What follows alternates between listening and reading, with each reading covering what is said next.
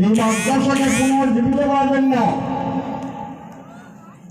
পাগড়ি আছে, পাঞ্জাবি আছে, লম্বা নামাজ পড়ে না, এই মাদ্রাসার অবস্থা হয়েছে,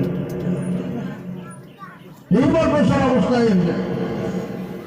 এই জন্য এই মাদ্রাসাকে জিন্দা করা, যে সমস্ত বুজুর্গ এই মাদ্রাসার খুঁটি কেড়ে নিচ্ছে, ওনাদের কি আশা ছিল যে আমরা মারা যাব, এই মাদ্রাসাগুলো চলবে, সব পাবো, আল্লাহ আজাদ থেকে আমরা বাঁচি থাকবো। আমরা পাবলিক 1 টাকা 2 টাকা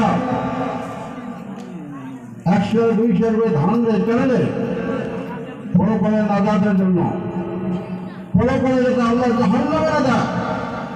কিন্তু আজকে দেখা যায় চালা হয় মাদ্রাসা পড়া নাই, মাদ্রাসার ছাত্র নাই।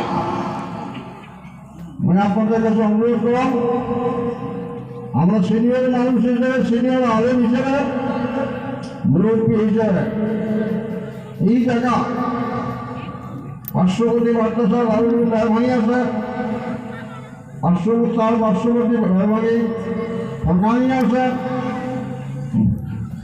মাদ্রাসা পূর্ণরূপ দেওয়ার জন্য ছাত্র দেন এবং ওস্তাদগুলা কেয়ার করে লক্ষ্য দেন যে ওস্তাদ খালি কালেকশন করবে না, পড়া পাইবে, এটা লক্ষ্য দেওয়ার ব্যাপার।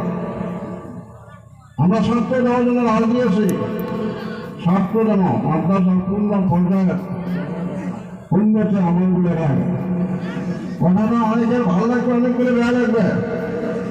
টিচার মিটার আসলে মানুষ ঠিক হয় না, টিচার মিটার আসলে মানুষ ঠিক হয় না।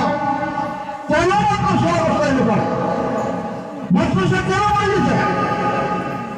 ছেড়ে নেই মাদ্রাসা, কেন আছে ছেড়ে নাই? আসার কথা এটা পাবলিকে কর, মঙ্গল শিক্ষক বলব, মঙ্গল কমিটি বলব, 10 টাকা কেন আলোচনা? প্রত্যেকটা মানুষের মাদ্রাসা